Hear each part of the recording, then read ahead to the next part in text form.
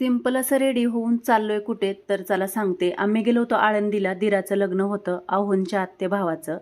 सुरुवातीला तर इथे 5 सुवासिनींनी मिळून नवरीची ओटी भरली. प्रत्येक भागामध्ये पद्धत ही वेगवेगळी असते. नंतर करवलीने ओटी भरली, म्हणजेच ताईंनी, नवरदेवाच्या बहिणींनी.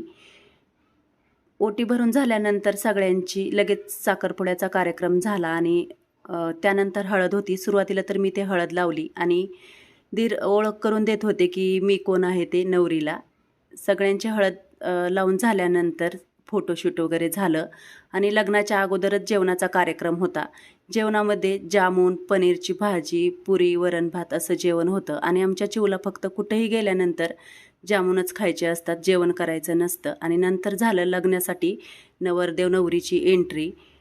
लग्न वगैरे मस्त लागलं आणि नंतर फोटोशूट केलं. तर पर्सनली मला खूप नवरी आवडली आणि दोघांची जोडी कशी आहे ती नक्की मला कमेंटमध्ये सांगा. धन्यवाद.